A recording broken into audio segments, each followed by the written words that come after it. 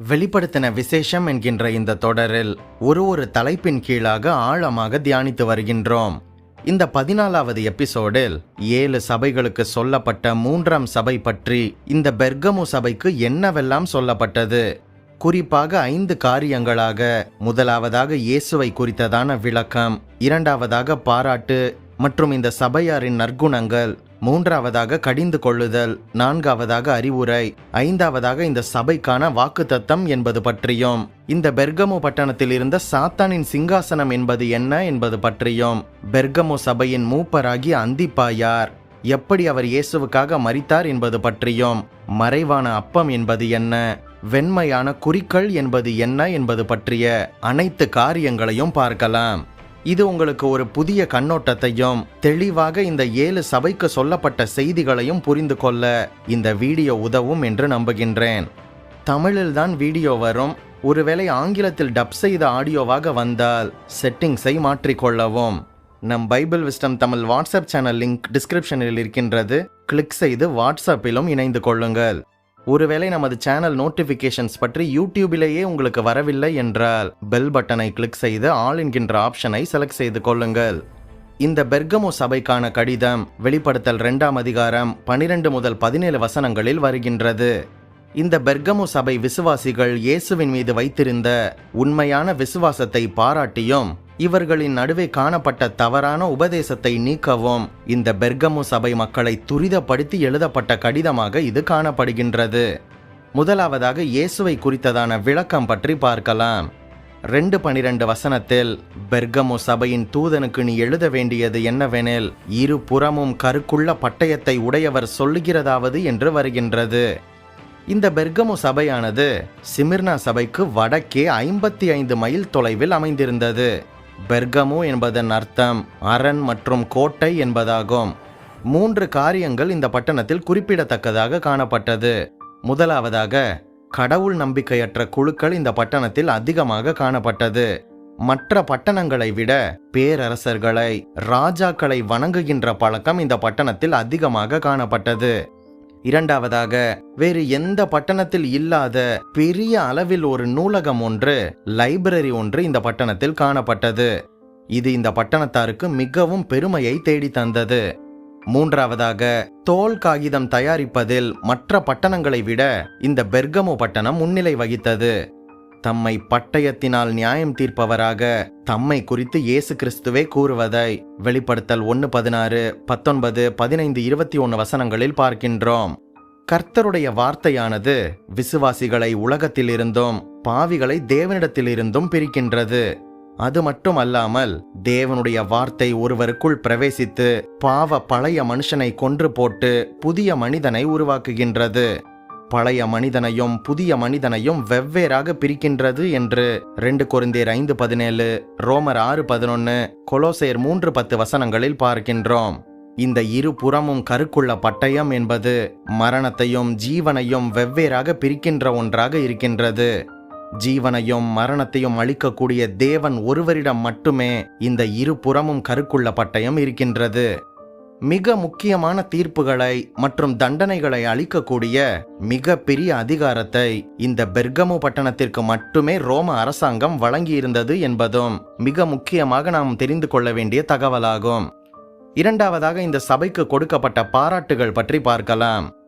2:13 வசனத்தில், உன் கிரியைகளையும் சாத்தானுடைய சிங்காசனமாக இருக்கின்ற இடத்தில் நீ குடியிருக்கிறதையும் நீ என் நாமத்தை பற்றி கொண்டு இருக்கிறதையும் சாத்தான் குடிக்கொண்டிருக்கின்ற இடத்திலே உங்களுக்குள்ளே எனக்கு உண்மையுள்ள சாட்சியான அந்திப்பா என்பவர் கொல்லப்பட்ட நாட்களிலும் என்னை பற்றும் விசுவாசத்தை நீ மறுதலியாமல் இருந்ததையும் அறிந்திருக்கின்றேன் என்று பார்க்கின்றோம். இந்த பெர்கமு சபையானது சாத்தானுடைய சிங்காசனம், அதாவது சாத்தானுடைய கோட்டை இருக்கின்ற இடத்தில் வாழ்ந்து வந்தாலும் இயேசுவின் மீது தனக்குள்ள விசுவாசத்தை காத்து வந்தது. இந்த சபையார் அனைவரும் தங்களது அர்ப்பணிப்பில் மிக உண்மையுள்ளவர்களாக திகழ்ந்தனர். இந்த அந்திப்பா என்பவர் பெர்கமு சபையின் ஒரு மூப்பராக, ஒரு போதகராக அப்போஸ்தலனாகிய யோவானினால் ஏற்படுத்தப்பட்டவர் என்று அறியப்படுகின்றது. அதே வேளையில் இந்த அந்திப்பா என்பவர் ஒரு பல் மருத்துவராக, டென்டிஸ்டாக இருந்தார் என்பதும் குறிப்பிடத்தக்கது. சிமியோன் மெட்டாஃப்ராஸ்டிஸ் என்கின்ற வேத ஆராய்ச்சியாளர் இந்த அந்திப்பாவை குறித்த தகவல்களை நமக்கு கொடுக்கின்றார். இந்த பெர்கமு பட்டணத்தில் வாழ்ந்த மக்கள் அனைவரும் சாத்தானை ஆராதித்து வந்தனர். ஒரு முறை சாத்தான் இவர்களுக்கு காட்சியளித்து இவர்களது ஆராதனையை ஏற்க மாட்டேன் என்று கூறினானாம். அதற்கு என்ன காரணம் என்று கேட்டபோது, இந்த பட்டணத்தில் குடியிருக்கின்ற அந்திப்பா என்பவனுக்குள் இருக்கின்ற வல்லமையானது தன்னை இந்த பட்டணத்திலிருந்தே துரத்துகின்றது என்று சாத்தான் முறையிட்டானாம்.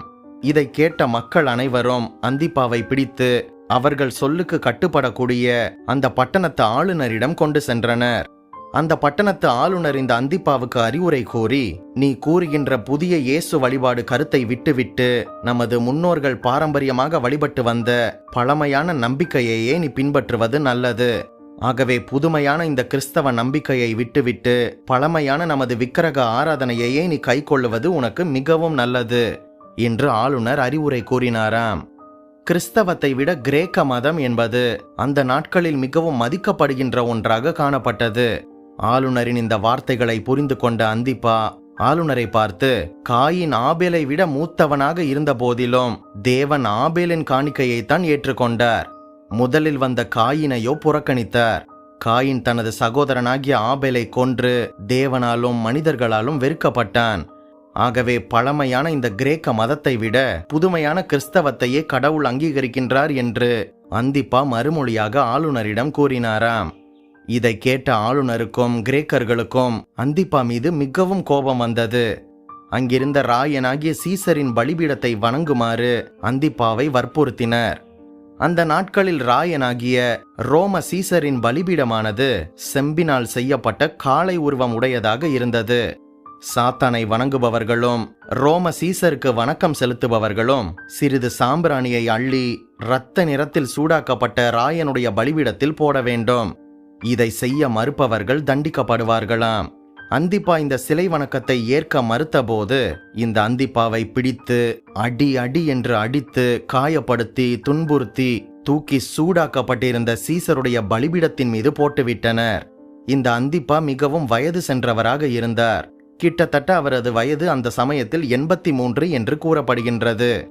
இப்படியாக அந்திப்பா இந்த அக்கினி போன்ற பலிபீடத்தில் போடப்பட்ட போது இயேசுவின் நாமத்திற்காக இப்படிப்பட்ட மரணத்திற்கு தன்னை தகுதிப்படுத்திய தேவனை கடைசியாக துதித்துவிட்டு தனது ஜீவனை விட்டார். இயேசுவுக்காக வைராக்கியம் காண்பித்த அந்திப்பாவை பார்த்து பலரும் இயேசுவை ஏற்றுக்கொண்டார்களாம். அடுத்ததாக இந்த சாத்தானுடைய சிங்காசனம் பற்றி பார்க்கலாம். இந்த சாத்தானுடைய சிங்காசனம் என்பது இந்த பட்டணத்தில் காணப்பட்ட மிக முக்கியமான விக்கிரக கோயிலாக இருந்தது.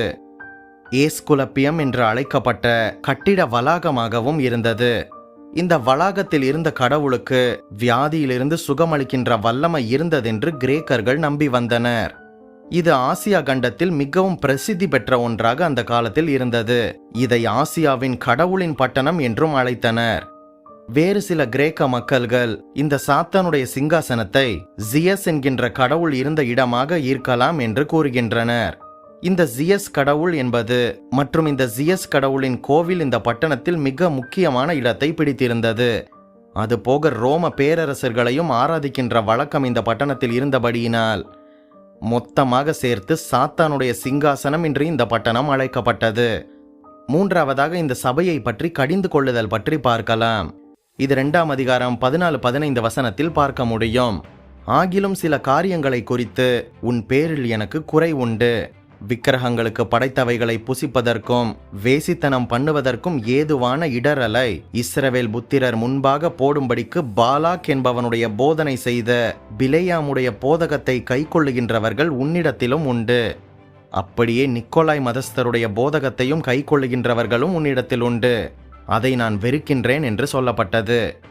பழைய ஏற்பாட்டில் இஸ்ரவேல் புத்திரரை தேவனுடைய சாபத்திற்கும் கோபத்திற்கும் ஆளாக்க வேண்டும் என்றால் மோவாபியரின் சந்ததி, அதாவது ஆதியாகமம் 19:31 வசனத்தின்படி லோத்தின் சந்ததியானது அவர்களது ஆராதனையில் இந்த இஸ்ரவேல் புத்திரரை பங்கு பெற வைத்து மோவாபியரின் ஆராதனையின் முக்கிய பகுதியான வேசித்தனத்தில் இஸ்ரவேல் புத்திரர்களை உட்படுத்தியதினால் அவர்கள் தாமாகவே சாபங்களை தங்கள் மீது வரப்பண்ணுவார்கள் என்று பாலாக் என்கின்ற அரசனுக்கு பிலேயாம் என்பவன் போதகம் செய்ததை என்னாகமம் 25ஆம் அதிகாரத்தில் பார்க்கின்றோம். இஸ்ரவேலர்களும் வஞ்சிக்கப்பட்டு தேவனுக்கு உண்மை இல்லாதவர்களாக பழைய ஏற்பாட்டில் மாறினர். அதே போல இந்த பெர்கமு பட்டணத்தில் வாழ்ந்த புறஜாதியார்கள் அனைவரும் இந்த பட்டணத்தில் வாழ்ந்த கிறிஸ்தவர்களை பிடித்து அவர்களது விக்கிரக ஆராதனையில் கலந்து கொள்ளும்படி உற்சாகப்படுத்தினர். காரணம் என்னவென்றால், அவர்களது விக்கிரக ஆராதனையை தொடர்ந்து வேசித்தனம் நடைபெறுவது ஒரு வழக்கமாக இருந்தது. இந்த விக்கிரக ஆராதனையில் விருந்தும் உண்டு. கிறிஸ்தவர்கள் முதலில் இந்த விருந்துக்குத்தான் அழைக்கப்பட்டனர்.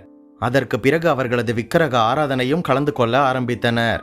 அதற்கு பிறகு வேசித்தனத்திலும் ஈடுபட ஆரம்பித்தனர். இப்படியாக கிறிஸ்தவர்கள் இடறி போக ஆரம்பித்தனர். சாத்தான் உடனடியாக நேரடியாக பாவங்களை கொண்டு வருவதில்லை. மாறாக கொஞ்சம் கொஞ்சமாக மறைமுகமாக மற்றவர்கள் மூலமாக கொண்டு வருகின்றான்.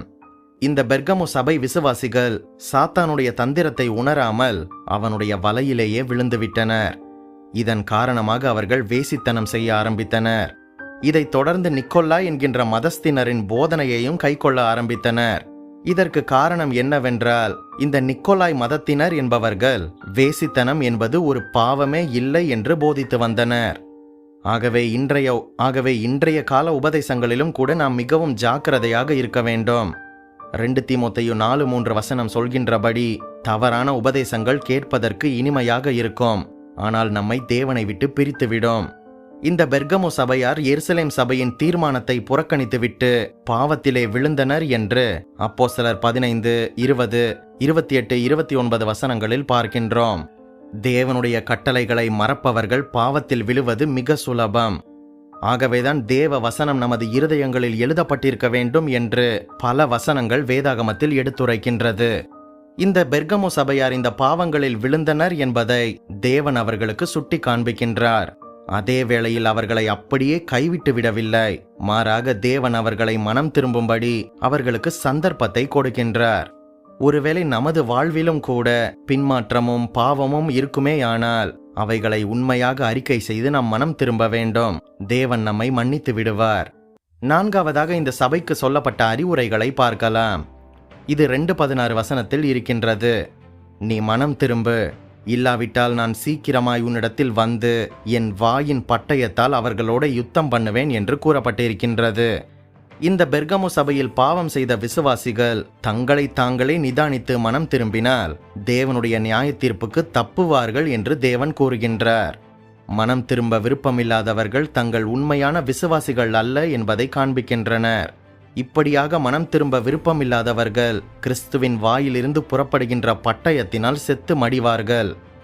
என்னாகமம் 31:8 இந்த பிலேயாம் இஸ்ரவேலரின் பட்டயத்தால் கொல்லப்பட்டான் என்று பார்க்கின்றோம். இந்த பிலேயாமின் முடிவு பட்டயத்தினால் வந்தது போல இயேசுவிடம் மனம் திரும்பாதவர்களின் முடிவும் இயேசுவின் வார்த்தையாகிய பட்டயத்தால் வரும் என்பது இந்த வசனம் தெளிவுபடுத்துகின்றது. 5வதாக இந்த சபைக்கு சொல்லப்பட்ட வாக்குத்தத்தம் பற்றி பார்க்கலாம். இது 2:17 வருகின்றது. ஆவியானவர் சபைகளுக்கு சொல்லுகிறதை காதுள்ளவன் கேட்க கடவன்.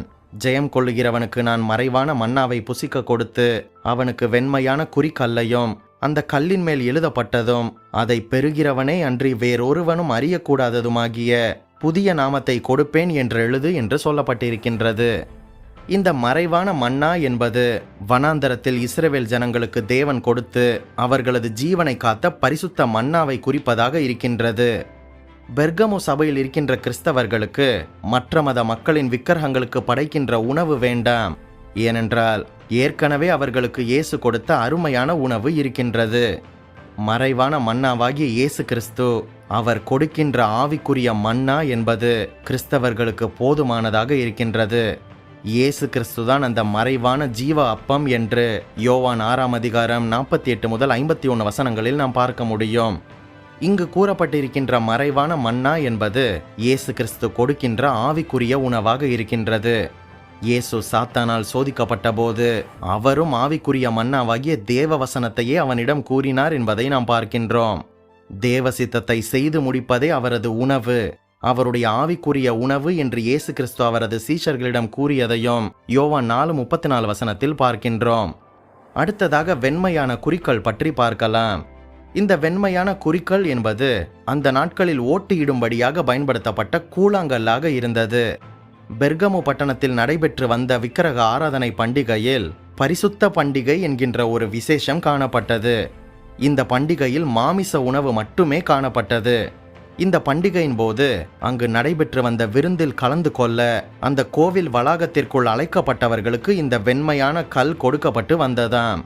அந்த பண்டிகையின் கடவுளுடைய ரகசிய பெயர் அந்த கல்லின் மேல் எழுதப்பட்டிருந்ததாம்.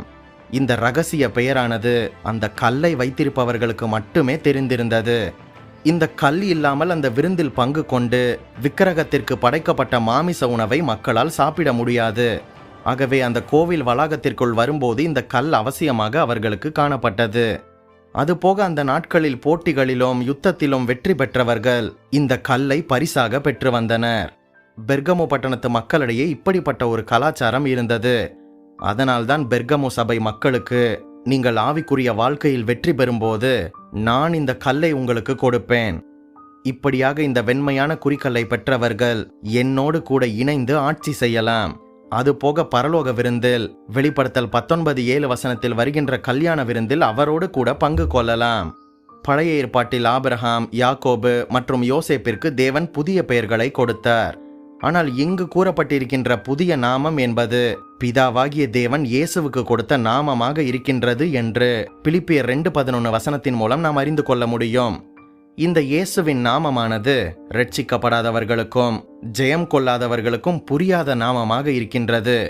ஆகவே இயேசுவின் நாமம் தரிக்கப்பட்ட இந்த ஒரு வெண்மையான கல்லாக இது இருக்கலாம் என்று வேத ஆராய்ச்சியாளர்கள் கூறுகின்றனர். அதுபோக கிபி 313 கான்ஸ்டன்டைன் என்கின்ற ரோம அரசனினால் கிறிஸ்தவம் அரசு அங்கீகாரத்தை பெற்றது. இது 300 ஆண்டுகள் வரை நீடித்ததாக சபை சரித்திரம் கூறுகின்றது. இந்த கிறிஸ்தவம் அரசாங்கத்தின் அங்கீகாரத்தை பெற்றவுடன் விக்கிரக ஆராதனையும் அந்நிய தேவர்களை ஆராதிக்கும் முறைமையையும் கிறிஸ்தவத்திற்குள்ளேயே கொண்டு வந்துவிட்டனர். கிறிஸ்தவர்கள் என்று தங்களை அழைத்து கொண்டவர்கள் எல்லா இடங்களிலும் பெருகினபடியினால் உண்மையான கிறிஸ்தவர்கள் யார், இயேசுவை பின்பற்றுகின்ற உண்மையான விசுவாசிகள் யார் என்பதை அடையாளமே காண முடியாதபடி ஆகிவிட்டது. கிறிஸ்தவர்களில் அநேகர் விக்கிரக ஆராதனையிலும் வேசித்தனங்களிலும் தங்களை ஈடுபடுத்திக் கொண்டு கிறிஸ்தவ கோட்பாடுகளுக்கு எதிராகவே வாழ ஆரம்பித்தனர். இந்த பெர்கமோ என்கின்ற பெயரானது கேமோஸ் என்கின்ற கிரேக்க வார்த்தையிலிருந்து பெறப்பட்ட ஒன்று என்று கிறிஸ்தவ ஆராய்ச்சியாளர்கள் சொல்கின்றனர். இந்த கேமோஸ் என்பதன் அர்த்தம் திருமணம் என்பதாகும். இயேசு கிறிஸ்துவுடன் இருக்கின்ற உறவை விட்டுவிட்டு விலகி உலகத்தை மனமுடித்து கொண்ட சபையாக இந்த பெர்கமு சபை இந்த கடிதத்தில் சித்தரிக்கப்பட்டிருக்கின்றது என்பது குறிப்பிடத்தக்கது. இதுவே பெர்கமு சபைக்கு சொல்லப்பட்ட செய்தி. இந்த வீடியோ உங்களுக்கு ஒரு புரிதலை கொடுத்திருக்கும் என்று நம்புகின்றேன். அடுத்த வீடியோவில் சந்திப்போம். நீங்கள் ஆசீர்வதிக்கப்பட்டவர்கள். நம் பைபிள் விஸ்டம் தமிழ் சேனலுக்கு உங்களால் முடிந்த சப்போர்ட்டை செய்யுங்கள். இந்த வீடியோவையும் நமது சேனலையும் உங்கள் கிறிஸ்தவ நண்பர்களுக்கு அறிமுகம் செய்யுங்கள். இந்த வெளிப்படுத்தின விசேஷம் தொடரில் முதல் 13 எபிசோடுகளை நீங்கள் பார்க்கவில்லை என்றால் டிஸ்கிரிப்ஷனில் லிங்க் இருக்கின்றது, பார்த்து கொள்ளுங்கள். மேலும் பல வேதாகம தகவல்களையும் சத்தியத்தையும் வேதாகம வரலாற்று பின்னணி தகவல்களையும் அறிந்து கொள்ள நம் சேனல் பிளேலிஸ்ட் பக்கத்திற்கு சென்று மற்ற வீடியோக்களையும் பாருங்கள். மறுபடியுமாக சொல்கின்றேன், நீங்கள் ஆசீர்வதிக்கப்பட்டவர்கள்.